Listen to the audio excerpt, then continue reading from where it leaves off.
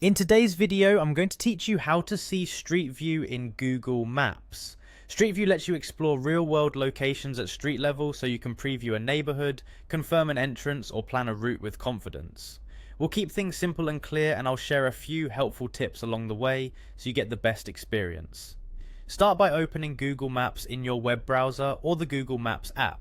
Give it a moment to load, and if you're on mobile, make sure you have a stable internet connection for smooth imagery. Next, use the search bar to find the place you want to explore. Type an address, a landmark, or even a business name. The more precise you are, the easier it is to land exactly where you want in Street View.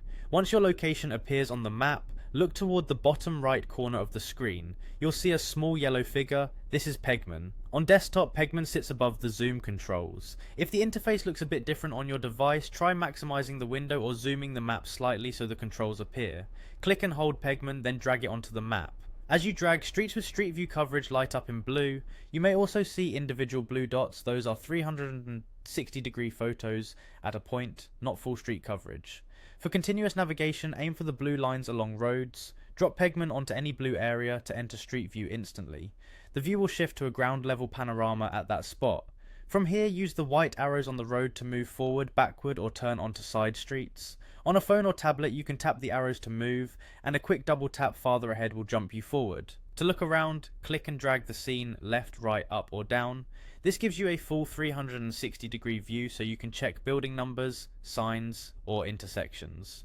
On mobile, just swipe with one finger to pan. If you lose your sense of direction, look for the small compass or mini map and adjust your view to face north again. To zoom in and out, use your mouse scroll wheel or trackpad gesture. On mobile, pinch with two fingers to zoom.